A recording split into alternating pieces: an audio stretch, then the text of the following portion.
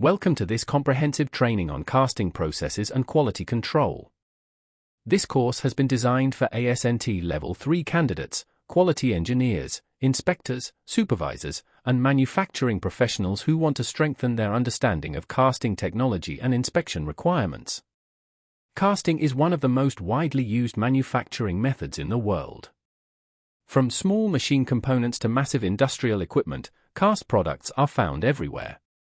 In this training, we will study the major casting processes used in industry. We will learn how molds are made, how molten metal behaves during solidification, and how quality control measures are applied to produce sound castings.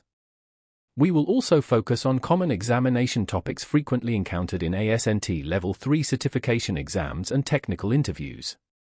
By the end of this course, you will have a solid understanding of casting fundamentals, process control, discontinuity prevention, and inspection methods. Let's begin our journey into the world of casting. Before we begin studying the individual processes, let's review what will be covered in this course. We will start with the fundamentals of casting and understand how liquid metal is transformed into useful products. Next, we will study sand casting, which remains the most commonly used casting method in industry. We will then compare green sand molds and dry sand molds, discussing their advantages, disadvantages, and quality implications.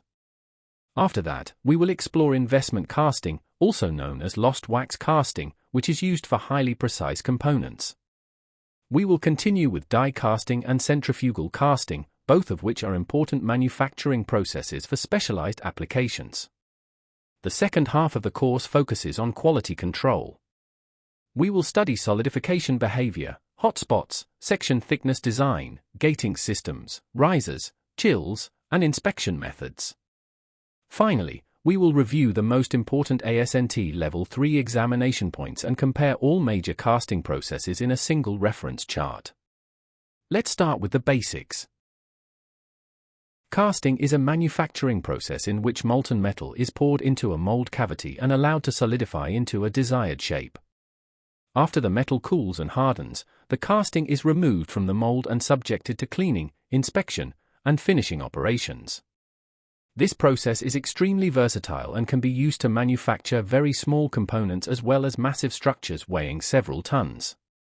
One of the most important facts for ASNT Level 3 candidates is that cast iron is the most widely used casting material in industry.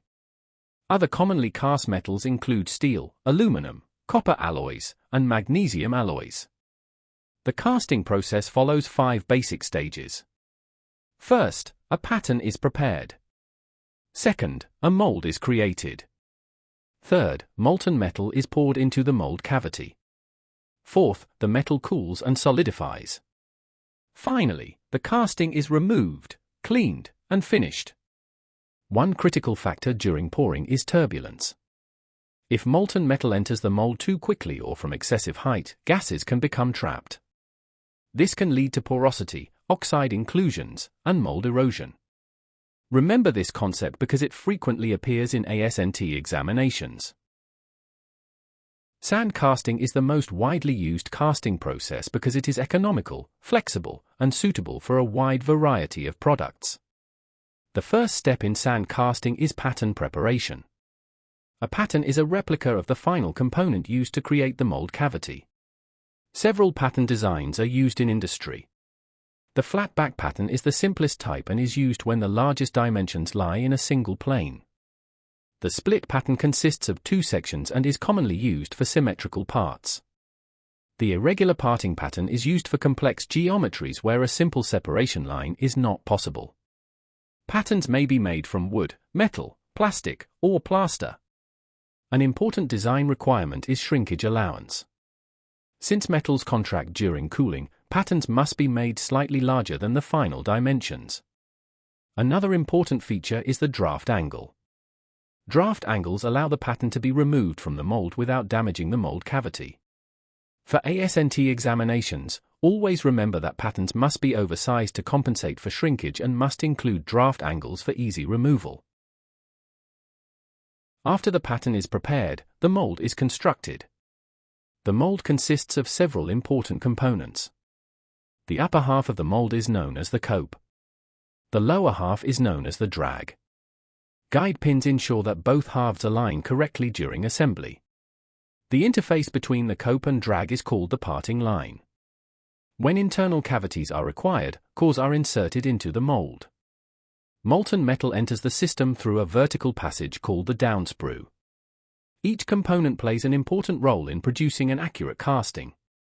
Improper alignment can lead to dimensional errors and mismatch defects. For ASNT Level 3 examinations, remember the terminology. Cope means upper half. Drag means lower half. Also remember that the term green sand refers to moisture content and not to the color of the mold. These simple questions often appear in examinations. Once the mold has been assembled, molten metal is poured into the cavity. This operation must be carefully controlled because pouring conditions directly affect casting quality. Ladles are commonly used to transport molten metal from the furnace to the mold.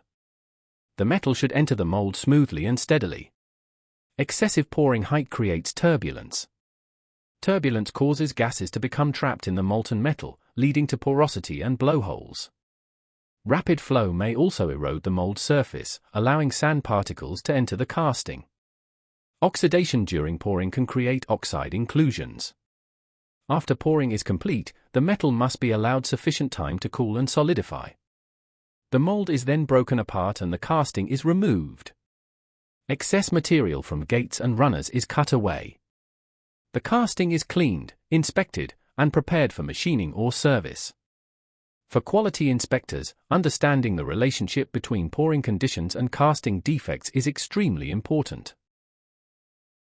Green sand molding is the most common molding process used throughout the foundry industry. Green sand is made from 3 primary ingredients. The first is sand, which forms the basic structure of the mold. The second is clay, which acts as a binder. The third is water, which conditions the clay and improves mold workability. The word green does not refer to color. It simply means that moisture is present in the mold. Green sand molding offers many advantages. The materials are inexpensive and readily available. The molds can be reused. A wide variety of casting sizes and shapes can be produced. However, moisture also creates challenges. When molten metal contacts water, steam is generated. If the gas cannot escape, blowholes and gas porosity may form inside the casting. Dimensional accuracy is also limited compared with more advanced casting methods. For ASNT examinations, remember that moisture is the primary source of blowhole formation in green sand molds. Dry sand molds begin as conventional green sand molds. However, instead of being used immediately, they are dried to remove moisture before pouring. Drying significantly reduces the amount of water vapor present during casting. As a result, gas-related defects are greatly reduced. There are 2 common drying methods. The first is complete oven drying, where the entire mold is dried. The second is skin drying, where only the mold surface is dried while the interior remains partially green. Compared with green sand molds, dry sand molds provide improved dimensional accuracy and higher mold strength. They also reduce the risk of blowholes and gas porosity. However, drying increases manufacturing time and cost.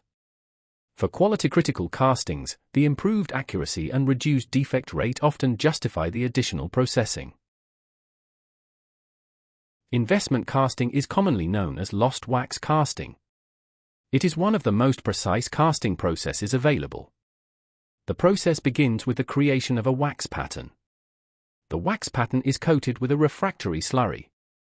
Multiple layers are applied to form a strong ceramic shell. The assembly is then heated, causing the wax to melt and drain away. This creates an empty cavity inside the ceramic shell. Molten metal is poured into the cavity and allowed to solidify. After cooling, the ceramic shell is broken away to reveal the finished casting. Investment casting provides excellent dimensional accuracy and surface finish. Complex shapes and reentrant angles can be produced with ease. However, the process is relatively expensive and is usually limited to smaller components. For ASNT exams, remember that a new wax pattern is required for every casting produced. Die casting uses permanent metal molds called dies. Molten metal is forced into the die cavity under pressure. There are two major die casting methods. The first is hot chamber die casting. In this process, the injection system is immersed in molten metal. This method is suitable for low melting point alloys such as zinc, tin, and lead. The second method is cold chamber die casting. Here, molten metal is poured into a chamber before injection. This method is commonly used for aluminum, copper, and magnesium alloys. Cold chamber systems can operate at pressures up to 210 megapascals or 30,000 pounds per square inch. Die casting produces excellent dimensional accuracy and surface finish. However, tooling costs are high and economical production generally requires large quantities. Centrifugal casting uses a rotating mold to generate centrifugal force. This force pushes molten metal outward against the mold wall. The result is improved density and reduced internal porosity. There are three major types of centrifugal casting. True centrifugal casting is used for hollow cylindrical products such as pipes and tubes. No central core is required because centrifugal force forms the internal cavity. Semi-centrifugal casting is used for solid symmetrical products such as wheels and pulleys. The centrifuge method produces multiple castings simultaneously from a single mold arrangement. The primary advantage of centrifugal casting is improved metal density. However, the process requires specialized equipment and is generally limited to specific geometries. Solidification behavior has a major influence on casting quality. Two solidification patterns are commonly discussed. The first is progressive solidification. In this case, solidification occurs from all external surfaces toward the center. As the metal shrinks, porosity may develop in the center if feeding is inadequate. The second pattern is directional solidification. Here, solidification progresses from one end of the casting toward the other. This allows liquid metal from risers to continuously feed the shrinking regions. Directional solidification is generally preferred because it minimizes shrinkage defects. Another important concept is the hot spot. Hot spots are areas with large cross-sectional thicknesses that cool slowly.